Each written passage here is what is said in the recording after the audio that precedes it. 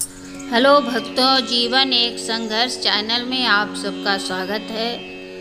मोक्षदा एकादशी का व्रत कब रखा जाएगा, आइए जानते हैं। मोक्षदा एकादशी 2024 11 दिसंबर को रखा जाएगा। 12 दिसंबर को व्रत का पारायण है। सभी विष्णु भक्तों को जय श्री कृष्णा, राधे राधे। आइए मोक्षदा एकादशी की कथा आप सबको सुनाते हैं। जय श्री कृष्णा। मार्गशीर्ष मास के शुक्ल पक्ष की इस एकादशी के व्रत को विशेष रूप से मोक्ष प्रदायक माना गया है। महाभारत के युद्ध में भगवान कृष्ण ने अर्जुन को गीता का उपदेश इस तिथि को ही दिया था।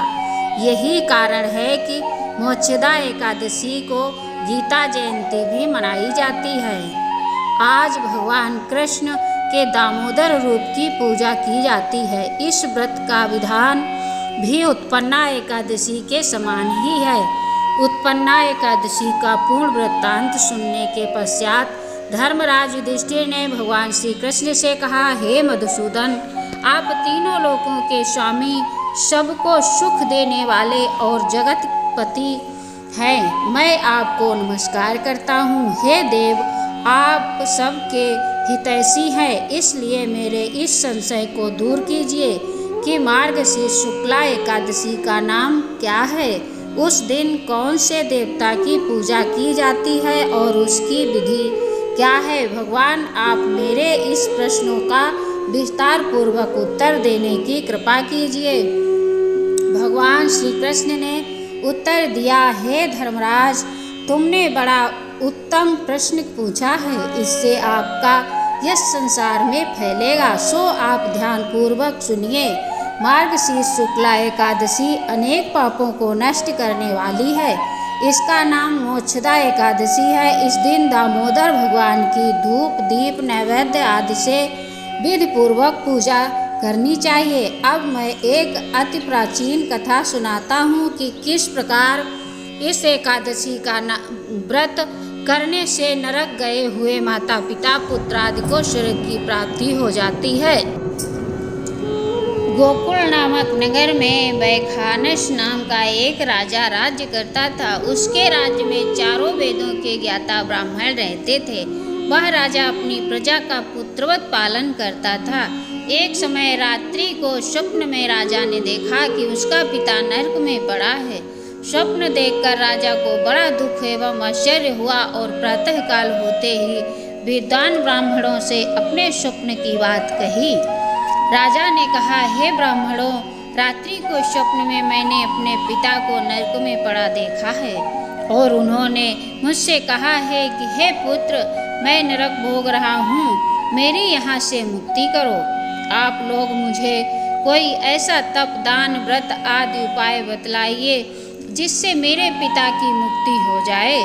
उस पुत्र का जीवन व्यर्थ है जो अपने माता पिता का उद्धार न कर सके। एक उत्तम पुत्र जो अपने माता पिता तथा पूर्वजों का उद्धार करता है, वह 1000 मूर्ख पुत्रों से अच्छा है। राजा के ऐसे वचन सुनकर ब्राह्मण कहने लगे, हे राजन, यहाँ समीप ही भूत, भविष्य, वर्तमान के ज्ञाता पर्वत ऋषि का आश्रम है। आपके प्रश्नों का उत्तर वे भली भांति दे सकते हैं। ऐसा सुनकर राजा पर्वत मुनि के आश्रम में गया। उस आश्रम में अनेकों शांतिचित्त योगी और मुनि तपस्या कर रहे थे। उसी जगह चारों वेदों के ज्ञाता साक्षात ब्रह्मा के समान पर्वत मुनि बैठे थे। राजा ने वहां जाकर उनको साष्टांग प्रणाम किया। पर्वत मुनि ने राजा से उसके आने का प्रयोजन पूछा। राजा ने कहा, हे महाराज, आपकी कृपा से मेरे राज्य में सब कुशल है, परंतु अकस्मात एक विघ्न आ गया है जिससे मेरे हृदय में अत्यंत अशांति हो रही है। यह सुनकर पर्वत मुनि ने एक क्षण के लिए आंखें बंद की और भूत एवं भविष्य के बारे में विचारने लगे। फिर बोले, हे राजन, मैंने अपने योग बल से तुम्हारे पिता के सब कुकर्मों को जान लिया है। उन्होंने पूर्व जन्म में पूर्व जन्म में सोत के कहने पर अपनी दूसरी कामातुर पत्नी को ऋतुदान मांगने पर भी नहीं दिया था, उसी पाप के फल से तुम्हारे पिता को नरक भोगना पड़ रहा है। तब राजा बोला, हे महात्मन, मेरे पिता के उद्धार के निमित्त कोई उपाय बतलाइए।